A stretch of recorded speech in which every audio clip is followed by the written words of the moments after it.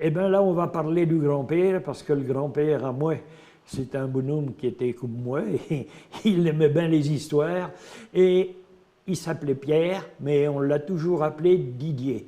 Et son surnom n'était autre que le père quatre pattes de sauterelle.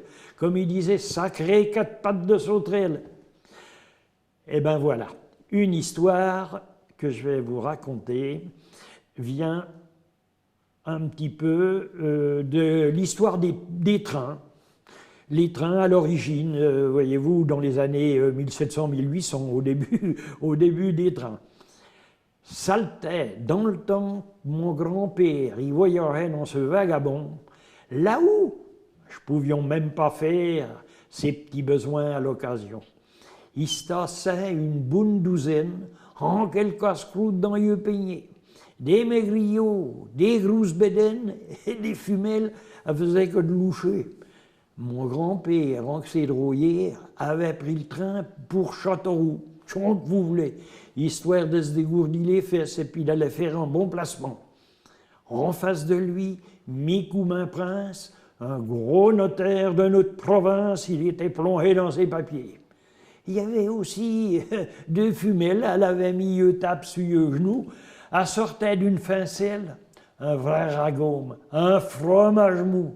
Mon grand-père lichait ses babines tout en mâchant un bout de cochon. Il avait sa chopine, il tassait tout ça à grands coups de canon.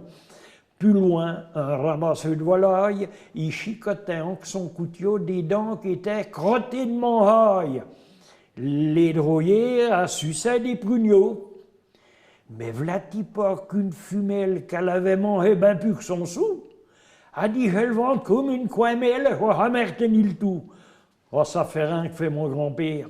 On va vous donner un vieux journaux, on regardera tout par la portière, bon soulagement à votre boyau.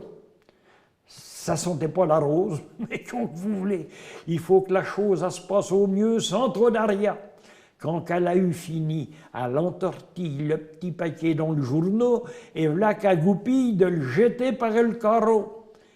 Elle n'a pas de lunettes, elle n'a pas vu qu'elle était formée. Ça l'a rebondi sur la binette du notaire qui s'endormait.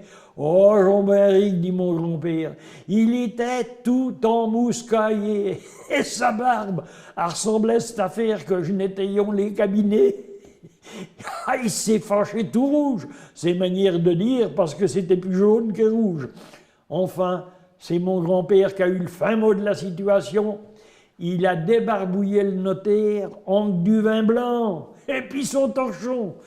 Eh ben, c'est depuis ce temps-là que la compagnie à la Senneceux-Feu, elle a créé dans chaque wagon une chaise percée pour ceux que l'on vit tortille, sitôt un bon gueuleton.